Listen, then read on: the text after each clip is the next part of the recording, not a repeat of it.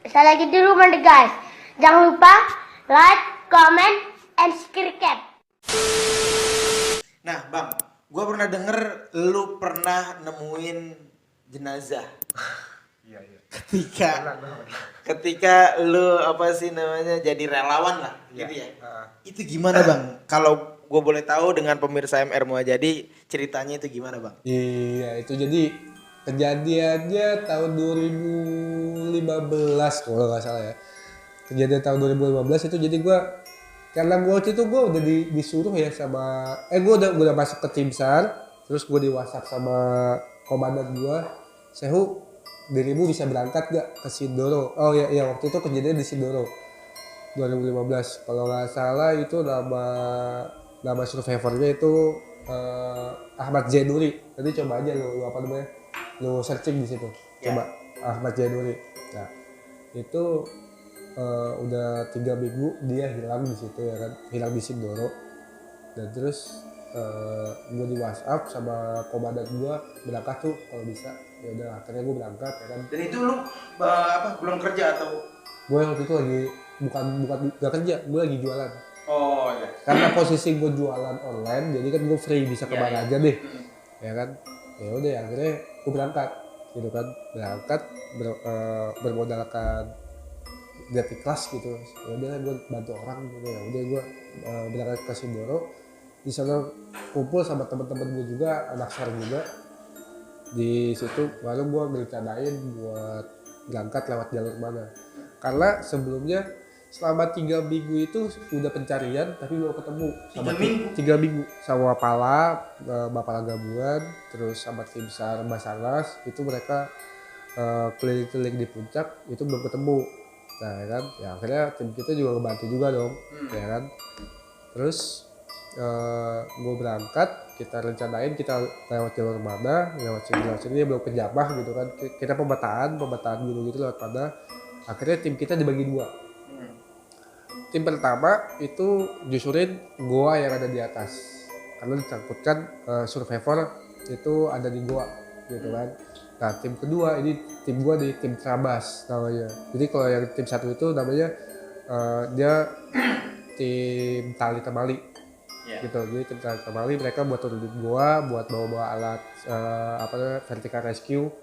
Nah tim gua tuh tim Trabas, gue coba bivakan doang. Bivakan itu maksudnya nggak bawa tenda, cuma bawa alat seadanya, terus bawa golok gitu kan, buat terabas jalur yang nggak bisa dimasukin sama manusia gitu kan. Tapi logistik nggak bawa? Logistik bawa, cuma buat 3 hari doang. Karena emang kita cari 3 hari gak ketemu, turun lagi kita replan lagi, kita mesti kemana lagi kayak gitu. Jadi kalau di tim gue itu kayak gitu, 3 hari naik gak ketemu, turun lagi, habis itu kita replan baru naik lagi gitu ya, terus sampai ketemu ya kan. Nah ceritanya itu di hari pertama gue nggak ketemu ya kan. Gue udah ngebivak di situ, udah sampai nemuin jurang ya kan, tebing. Di tebing tinggi, teman-teman masih penasaran, akhirnya kita ngebivak di situ lagi. Terus hari kedua nggak ketemu juga, kita udah nyebar kemana-mana ya kan, pakai sistem semut gitu. Jadi jarak 2 meter atau 30 meter antara gue sama temen gue itu 20 meter gitu kan. Jadi kita potong-potong jalur gitu. Bisa nggak barengan. Jadi itu kayak jusur. Kalau komunikasi nanti itu bisa pakai HT. Karena kan setiap teman-teman pasti punya HT kan. Kalau bisa kayak gitu buat komunikasi antara teman dari satu sama yang lain, sama juga sama posko di bawah. Jadi tim gua ada di bawah nunggu di base camp, komunikasi kayak gitu ya kan. Nah setelah itu hari ketiga, setelah udah mau balik gitu kan, kita doa ntar malam nih kalau misalnya emang kita nggak sampai ketemu ini, kita balik gitu kan sesuai rencana. Setelah itu ya udah baru kita naik lagi, tunggu keputusan komandan di bawah gitu kan. Ya udah akhirnya pas di situ naik, pas turun di aliran sungai, dari jauh temen gue lihat kayak ada yang aneh gitu kan. Ternyata bener itu survivor itu udah nggak ada nyawanya sih, udah meninggal ya katanya, udah meninggal. Udah akhirnya alhamdulillah di pencarian ketiga itu gue ketemu sama si survivor gitu ya kan. Temen gue ngeliat, terus gue samperin, bener kondisinya dia tuh kayaknya kena hipotermia karena kondisinya satu tangan di dada, satu tangan di alat kelamin gitu buat kayaknya mencari kehangatan gitu kan. Posisinya ya gitulah posisinya. Makanya pas kayak gitu ya udah. Baru habis itu gue laporan ke posko. Setelah laporan ke posko pakai HT, baru tim SAR yang lain pada menjemput kayak gitu. Itu berarti si almarhum Ahmad Jainuri. Ahmad Jainuri ini udah hilang selama 3 minggu lebih. Nah, dalam waktu 3 minggu lebih ini kondisinya masih utuh. Untuk badan, kepala masih utuh yang gua lihat ya. Cuma untuk bagian mukanya ya gua ceritain kali ya, nggak etis kayaknya.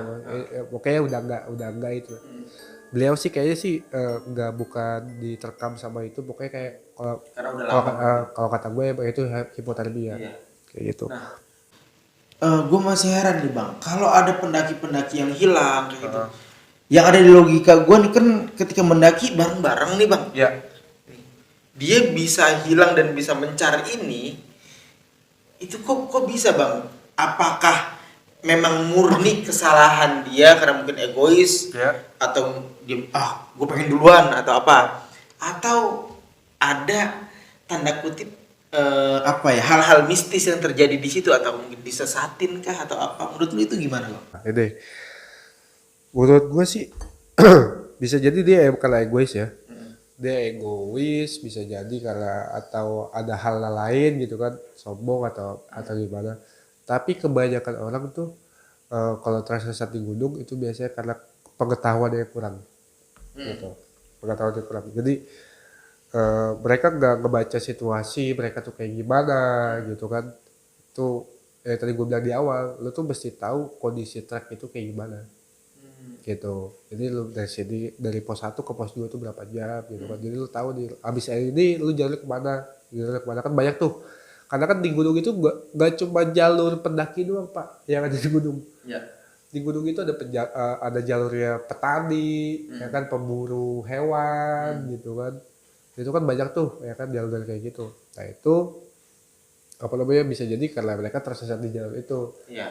Yang bisa juga lu kalau misalkan tersesat bisa juga ada yang ngebawa disesatin sama makhluk halus. Bisa jadi tunggu situ karena gue juga bukan pernah disesatin sama si makhluk halus ya, jadi gue pernah ngalamin pernah dengar cerita soal yang pendaki Bekasi sampai sekarang belum ketemu Pak, di Kerinci kalau nggak salah namanya Yuda. Itu beliau sampai sekarang belum ketemu. Katanya sih masuk gerbang lain, katanya ya. Tapi lu sendiri percaya nggak kalau ada hal-hal kayak gitu? Percaya, gue percaya. Karena gue pernah ngalamin juga soal kayak gitu, beberapa kali gue ngalamin di gunung. Wah itu kacau lah. Nah mungkin cerita-cerita mistisnya kita nanti akan bagi ya bang ya. Setelah ini mungkin ya. Nah terakhir kali bang ya. Kalau sebelum lu melakukan pencarian ketika menjadi relawan, ada nggak sih bang ritual-ritual tertentu dari adat setempat? Oh dari kebiasaan setempat gitu? Iya, ada nggak? Biasa sih ada sih Pak. Ada? Iya, karena kita selalu menjunjung tinggi yang namanya di mana bumi dipijak, di situ lagi dijunjung, ya kan? Ya kita mau nggak mau mesti ibaratnya menghargai tradisi setempat, kayak gitu. Jangan sampai berbenturan. Tapi emang biasanya ada ritual kayak gitu. Tapi kalau di tim SAR gue itu biasanya mereka nggak ngedepanin soal itu. Jadi kita ngedepanin logika kita yang kita pakai. Jadi dari data-data yang dikumpulin, jadi kan biasanya itu di tim SAR itu kalau pencarian gunung ada 2 tim sih. Biasanya tim advance sama tim pencari. Kalau tim advance itu dia buat cari data dulu nih, di data di sini, ya sebelah sini udah diselusuri, jadi kita nggak kerja 2 kali gitu kan. Jadi tim A udah ke sini ke titik A, atau nanti tim B ke titik A lagi, itu kan percuma berarti kan. Makanya itu ada tim ekspander juga gitu kan. Nah kayak hal kayak gitu ada, soalnya waktu itu gue pernah nemuin juga kayak bakar ayam kayak hitam gitu kan, terus bakar menjar atau gimana, itu ada gitu sih. Tapi ya kalau buat di tim SAR itu mesti yang dikedepanin logika, Ya. bukan sarduk kayak gitu. Ya, tapi emang di gunung masih banyak ya jalur tempat-tempat tanda kutip pesugihan gitu masih ada. Itu ya pas gua lagi nyari orang itu ternyata jalur pesugihan. Oh. Yang gua temuin tempat si jenazah itu si survivor itu ternyata menurut kata orang setempat itu jalur pesugihan. Gak ada tim SAR yang lewat situ, jadi tim gua doang yang masuk situ. Alhamdulillah ketemu. Gua nggak tahu dah tuh kayak gimana ceritanya tuh. Untungnya tim SAR-nya juga Iya. aman-aman aja. Alhamdulillah aman-aman aja. Malah gue sempat main COC di atas. Dulu kan zaman-zaman COC. Ada sinyal itu. Ada sinyal ternyata kata gue. Lah, ini kok ada notifikasi di HP gue kan. Ternyata gue lihat, oh iya gue masih bisa main COC aja udah ya. Itu kacau juga kata gue. Aneh gitu.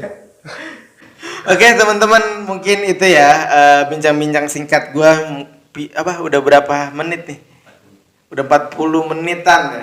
Udah lumayan, ntar di-cut nggak tahu nih jadi berapa menit. Thank you teman-teman yang udah nonton. Gua mohon maaf apabila ada pertanyaan yang kurang berkenan atau ada perkataan-perkataan yang kurang berkenan di hati kawan-kawan semua. Gua mohon dibukakan pintu maaf yang seluas-luasnya. Dari gua itu aja teman-teman. Gue Rizky Muajadi dan abang gua dari kami cukup sekian. Jangan lupa like, comment, dan subscribe. Nanti cerita kismisnya atau kisah mistisnya nyusul setelah ini. See you next time, see you next video. Wassalamualaikum warahmatullahi wabarakatuh. Waalaikumsalam.